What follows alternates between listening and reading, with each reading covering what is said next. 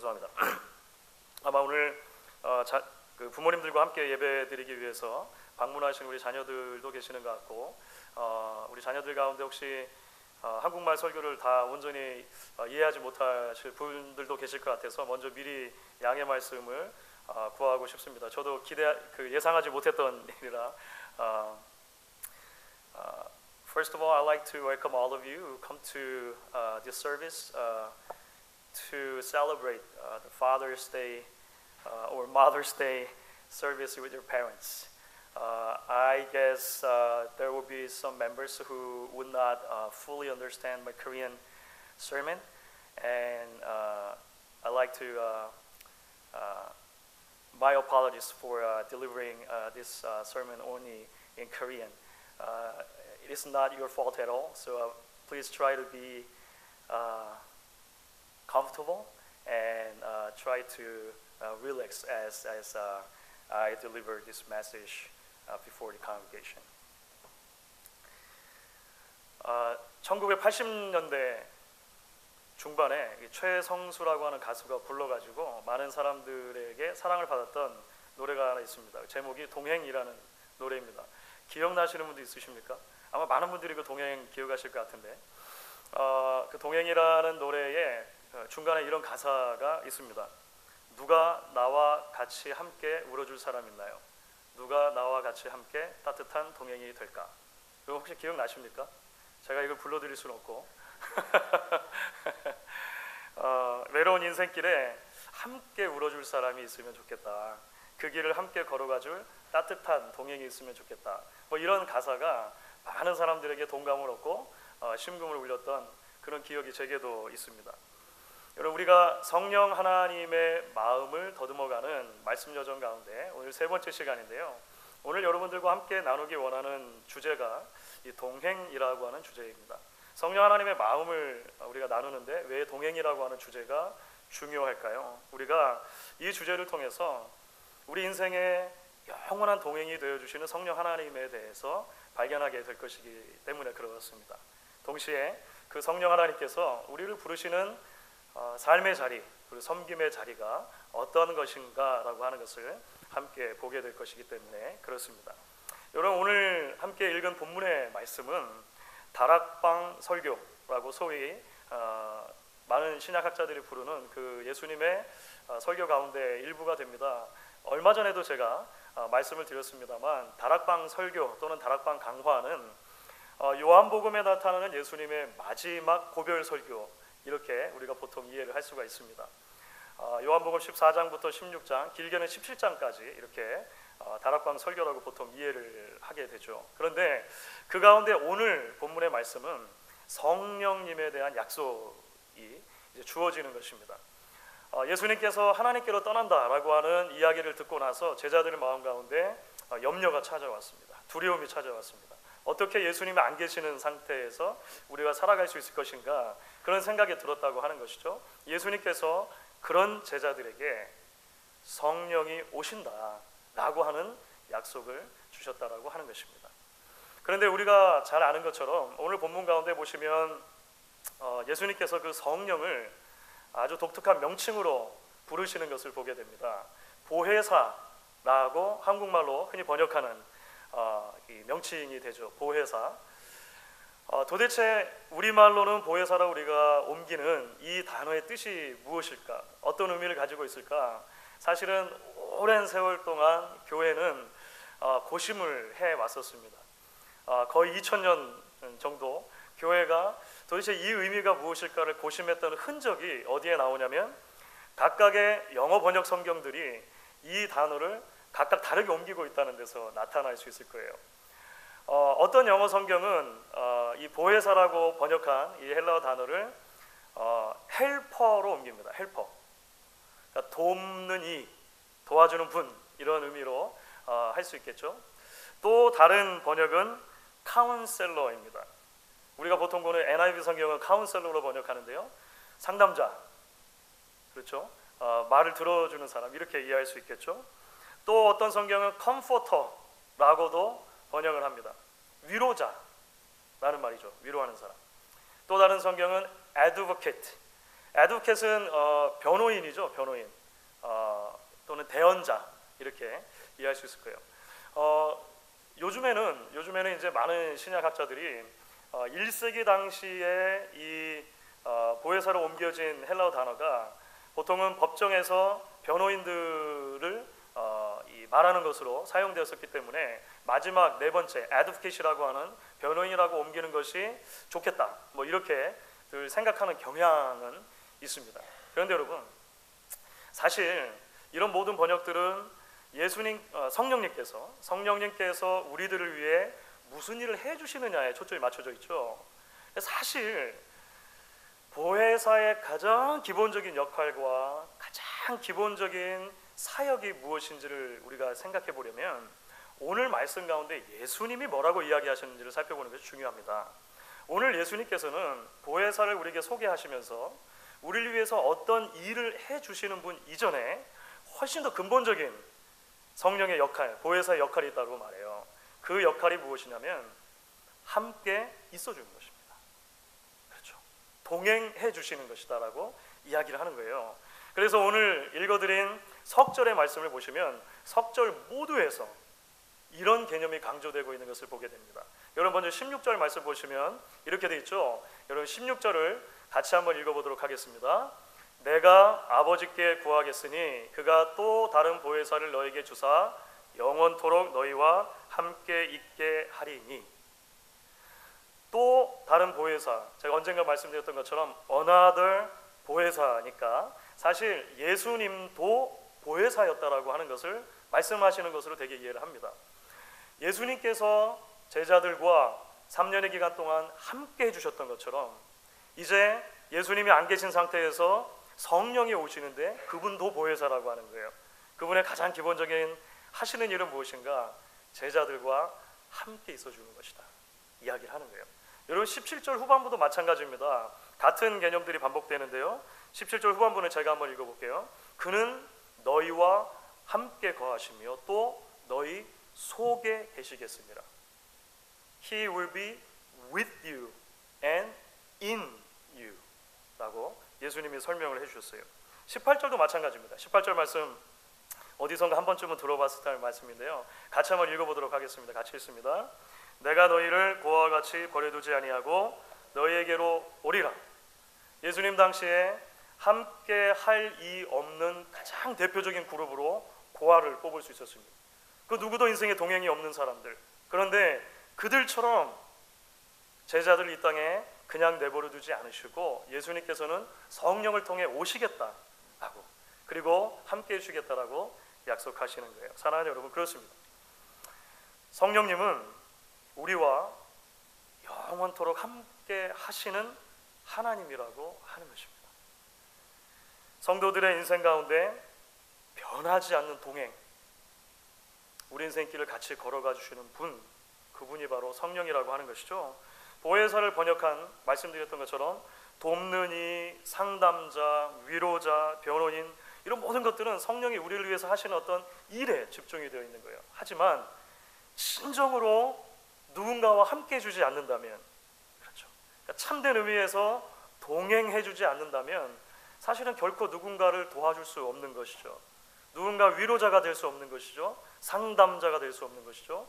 그를 위한 온전한 변호인이 될 수 없다는 것을 우리가 기억해야 할 필요가 있을 것입니다. 여러분, 오늘은 어버이 주일입니다. 그렇죠? 미국에서는 Mother's Day로 지키는 날입니다.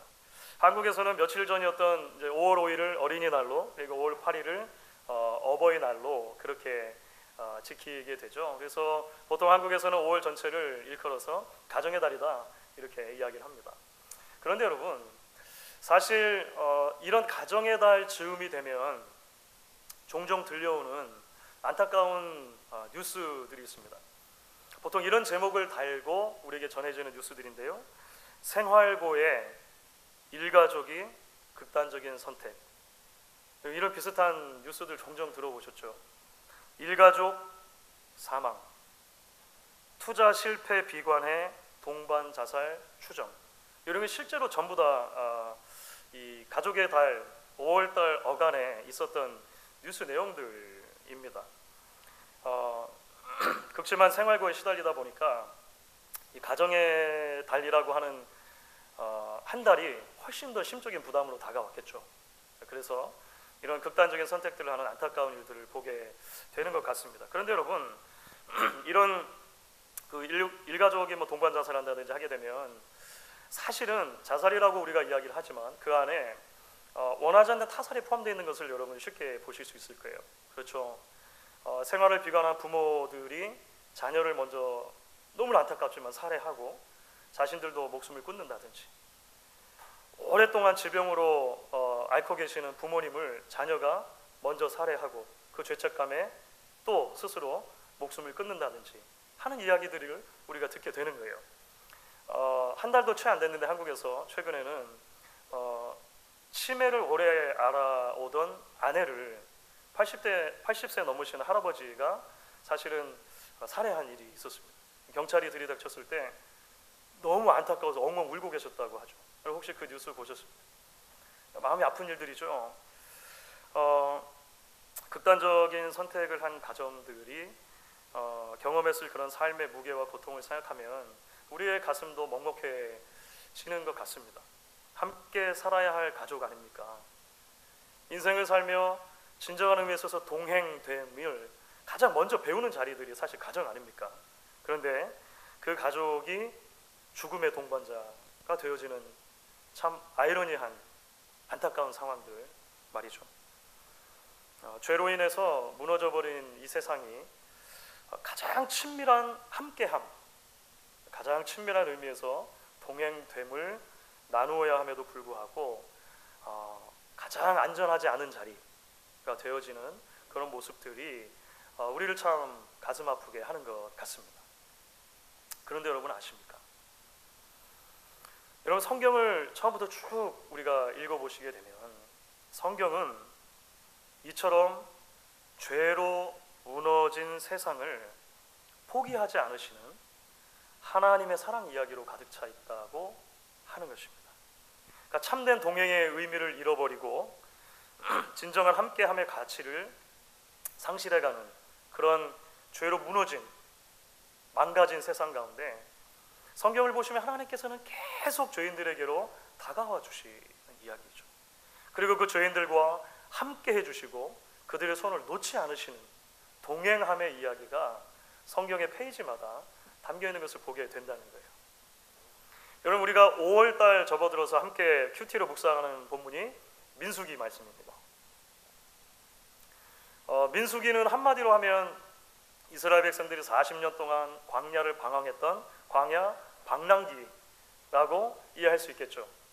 그래서 민수기의 히브리어 이름은 광야에서입니다. In the wilderness, 광야에서. 도대체 왜 아주 길게 잡아도 몇 달이면 갈 수 있는 그 거리를 40년 동안 빙빙 방황하며 돌아간 것입니까? 우리가 몇 주 전에 수요일 날 제가 민수기 특강을 하면서도 설명해 드렸는데요. 불순종 때문이죠. 불신앙 때문입니다.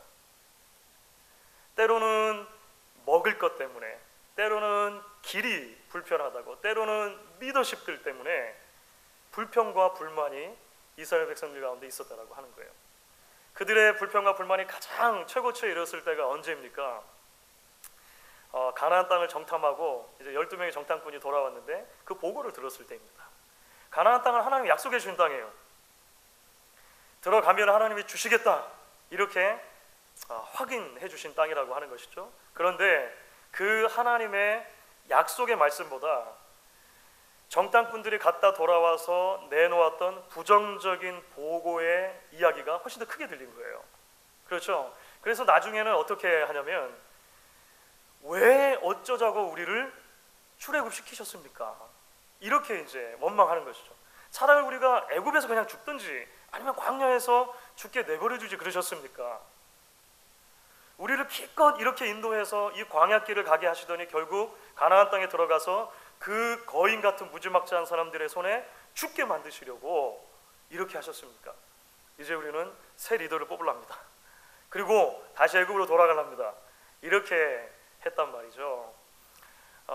하나님께서 진노하십니다. 그래서 이제 광야에 40년 방황하는 생활이 시작이 된 거예요. 출애굽 세대가 다 죽기까지 하나님께서 40년 세월 동안 이스라엘 백성들을 광야에서 이제 지내도록 하신 것이죠. 그런데 여러분, 민수기에는 이스라엘 자손들의 이런 불신과 불신앙의 이야기 저변에 흐르고 있는 또 하나의 중요한 이야기가 있다는 것을 보게 됩니다. 그것이 무엇일까요? 그런 이스라엘 백성들을 포기하지 않으시고 끝까지 그들과 함께 걸어가시는 하나님의 이야기가 사실은 민수기에 대단히 중요한 주제로 등장을 하는 것입니다. 그렇죠? 여러분, 어떻게 알 수 있습니까?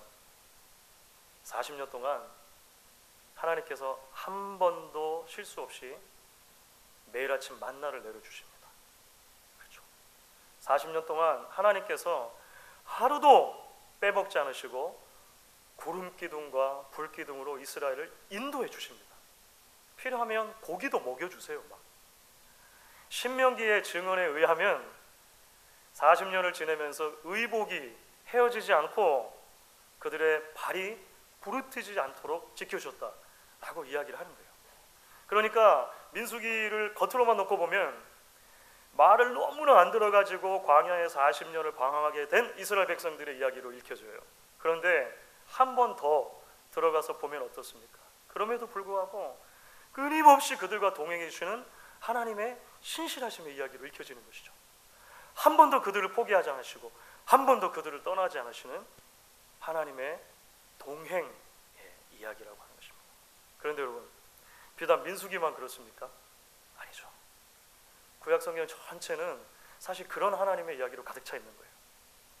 끊임없이 하나님께 원망하고 끊임없이 하나님의 마음에서 멀어져 가지만 하나님께서는 그들에게 다가오기를 멈추지 않으시는 거예요. 그리고 그들과 동행하기를 멈추지 않으시는 거죠. 그래서 복음의 핵심은 우리에게로 아예 완전히 와버리신 하나님의 아들 예수가 되어야 하는 거예요. 그렇죠. 임마누엘, 우리와 함께 하시는 하나님, 예수님이 아예 우리들에게로 오셔서 우리와 동행하시고 살아주시는 것입니다. 그 안에 죄인들을 향한 구원의 소망이 있는 것이고 위로가 있는 것이죠. 그런 연장선상에서 보면 오늘 예수님께서 이 땅을 떠나시며 성령을 주신 것이 의미를 가지는 것입니다. 그 성령이 뭘 하신다는 거예요? 하나님 아버지께서 그러셨던 것처럼, 성자 예수님께서 그러셨던 것처럼 성령 하나님도 우리와 동행하신 하나님, 우리의 손을 잡고 우리의 이 험한 인생길을 함께 걸어가 주시는 하나님이라고 하는 것입니다. 여러분 어떻습니까? 사실 우리도 곰곰이 돌아보면 이스라엘 자손들과 비슷해요. 그렇죠. 은혜로 시작한 믿음의 여정인데 때로 우리도 불평과 불만, 불신앙의 구간들을 지나갈 때가 있습니다. 의심의 구간들을 지나갈 때가 있습니다. 때로 상처받고 상처를 주면서 입게 된 마음의 아픔들이 우리로 하여금 더 이상 신앙에 있어서 더 앞으로 나가지 못하도록 만드는 많은 일들이 생긴다라고 하는 거예요. 그럼에도 불구하고 변하지 않는 하나의 사실이 있다는 거죠. 그것이 무엇입니까? 성령께서 우리와 함께 하신다는 거예요. 그렇죠. 진정한 동행이 되어주심으로 때로 우리를 위로하시고 때로 우리를 변호하시고 때로 우리의 상담자, 돕는 자가 되어주신다는 것입니다. 여러분 이 사실을 믿음으로 붙들고 그 말씀 안에서 참된 위로를 받는 저와 여러분 될 수 있기를 간절히 바랍니다. 그 성령님과 동행하는 삶 나도 살기 원합니다. 하나님 앞에 고백할 수 있는 저와 여러분 될 수 있기를 주의 이름으로 축원합니다. 여러분 이제 조금 더 나아가서요, 오늘 예수님의 말씀을 통해 우리가 기억하고 붙들어야 할 또 하나의 진리가 있을 것입니다. 여러분 그것은 무엇이냐면 우리 안에 내주하시며 동행하시는 성령님께서 우리를 어떠한 삶과 섬김의 자리로 부르시는가라고 하는 것을 기억하는 것입니다. 우리도 마찬가지로 이웃과 동행하는 자리로 불러주신다는 것이죠. 그렇죠.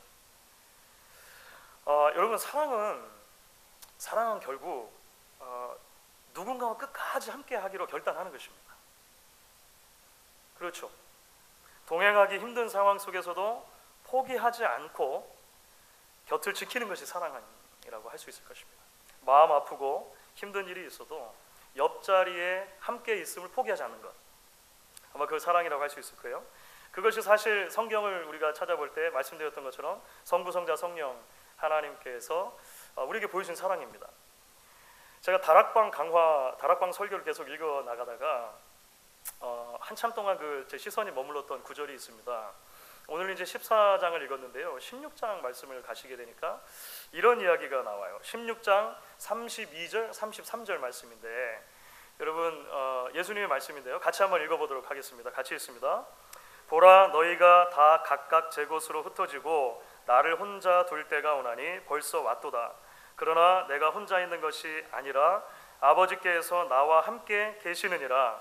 이것을 너에게 이르는 것은 너희로 내 안에서 평안을 누리게 하려 함이라. 세상에서는 너희가 환난을 당하나 담대하라, 내가 세상을 이기었노라. 여러분, 우리는 한번 좀 질문을 할 것입니다. 예수님께서 제자들을 향해서 3년 동안 얼마나 마음을 많이 쏟아부으셨는가. 그런데 어떻게 그 제자들이 예수님을 버릴 수 있었나. 그리고 더 큰 질문은 어떻게 그럼에도 불구하고 예수님은 끝까지 그들을 사랑하셨나. 사실은 다락방 강화가 시작되지는 첫 번째 이야기는 예수님께서 제자들의 발을 씻어주시는 이야기입니다. 예수님 알고 계셨어요. 그 제자들이 전부 다 예수님을 버리고 도망갈 것이라는 것을 알고 계셨지만 예수님은 그 제자들의 발을 하나씩 하나씩 씻겨주세요. 어떻게 그게 가능할 수 있었는가? 아니, 저만 그런 질문 가졌습니까? 신앙생활 하다 보면 그런 생각이 들어요. 예수님 어떻게 그들을 사랑하지? 그 원수들을. 요한복음 16장 32절 33절 말씀을 읽다가 제 마음속에 큰 감동이 왔습니다. 예수님이 어떻게 그들을 사랑하시고 끝까지 함께 하셨나? 예수님과 끝까지 함께 있어 주시는 하나님의 사랑 때문에 그랬다는 거예요. 하나님의 사랑 때문에. 다시 말하면 성부, 성자, 성령 하나님께서 말씀드렸던 것처럼 변함없는 사랑으로 죄인들에게 다가와 주시고 죄인들을 붙들어 주시고 동행해 주시는 원동력은 성부, 성자, 성령께서 그 안에 서로 나누고 계시는 온전한 사랑의 나눔 때문에 가능했다라고 하는 거예요. 그러니까 쉽게 말하면 이것이 쉽지는 않은 것 같습니다. 좀 어려운 단어인데 신적인 동행이죠. 신적인 동행. 성부, 성자, 성령 안에 삼위일체 안에 나누시는 온전한 그 함께하심, 그 함께하심이 죄인들을 향한 사랑을 강권하셨다라고 하는 거예요. 여러분, 이 말씀을 깨달으면 바울이 이렇게 이야기한 대목을 깨닫게 됩니다. 그리스도의 사랑이 우리를 강권하시는도다. 내 힘과 내 뜻으로 되는 게 아니라는 거예요. 그러니까 내가 누구에게 줄 수 있는 것만 생각하면 절대로 함께 할 수 없는 것입니다. 그런데 나를 사랑하신 예수의 사랑이 내 안에 있을 때 그것이 우리로 하여금 어떤 삶의 자리로 부르는지를 깨닫게 된다는 거예요. 성령이 우리 안에 내주하시면 어떤 일이 일어납니까? 성령이 우리 안에서 내가 끝까지 여러분들과 함께 하겠다라고 하는 확신을 주실 때 우리에게 어떤 일들이 일어납니까? 비로소 우리가 이웃들과 진정한 의미에서의 동행됨을 누릴 수 있게 되는 것이죠. 진정한 의미에서 함께 해주는 것이 무엇인지를 알게 되는 것입니다. 여러분, 제가 지난 한 주 아주 오랜만에 그 평화기도원에 다녀왔습니다. 여러분들께서 많이 기도해 주시고 배려해 주셔서 평화기도원에서 한 주를 머물면서 말씀 읽고 기도하고 또 읽고 싶은 책도 읽고 이렇게 회복하는 시간들을 가졌습니다. 오랜만에 방문한 것이라 가지고요, 제가 식사 시간마다 그 원장님 내외 분들과 또 이렇게 이야기를 나누는 시간들이 있었습니다. 그동안 있었던 이야기들도 나누고 사역의 이야기들도 나누고 기도 제목도 나누고 그렇게 했습니다. 특별히 이제 그 기도원이 생긴 지가 10년이 좀 넘는데 원장님 내분들께서 지난 10년 넘는 기간 동안 어떻게 기도원을 통해서 그 상처받은 영혼들을 치료하시고 또 회복시키는데, 가정들을 회복시키는 데 사용하셨는가, 그런 얘기를 해주시더라고요. 이게 참 많이 이 도전을 받고 깨달음이 있는 시간이었습니다. 그 기도원이 생긴 이래로 공교롭게도 거의 죽음의 문턱까지 가서 인생을 이제 곧 마감하려고 했던 분들이 찾아오는 경우가 종종 있었다는 거예요. 네? 그러니까 때로는 이제 삶의 무게가 너무 무거워서 크게 실망하는 일이 있어서, 또는 인생의 큰 벽에 부딪혀서, 또는 더 이상 삶의 의미를 발견하지 못해서 이제 스스로 극단적인 선택을 하려고 하는데, 내가 죽기 전에 기도를 한번 들어갔다 와야겠다. 어떻게 그런 마음이 주어졌는지 모르겠어요. 한데 하여간 그렇게 해서 들어오신 분들이 있었다는 거예요. 그런 분들을 위해서, 이 연세가 비교적 지긋이 있으신 분들인데 뭘 해주실 수가 있겠습니까? 그분들이 해주셨던 것은 그냥 옆에 그냥 있어 주시는 거였대요. 그분들이 오면 처음에는 막 얼굴이 너무 어둡고 스스로 서지도 못할 정도로 엉금엉금 기어올 정도로 그렇게 오신다는 거예요. 그러면 그들에게 그냥 있어주는 거예요. 아무 말 하지 않고 있어주다 보면 먼저 말을 꺼내신다는 거예요. 사실 죽음의 문턱 직전까지 갔으니까 마음에 담아있는 것이 얼마나 많겠습니까? 풀어놓기 시작한다. 어떤 분은 일주일 내내 이 원장님 네 분을 붙잡고서 마치 실타래를 계속 풀어가듯이 이야기를 풀어가는 거예요. 그러면 이분들은 그냥 들어주는 거예요. 사실 그 힘든 일이죠. 쉽지 않은 일인데 들어주시는 거예요. 옆에 있어 주시는 거예요.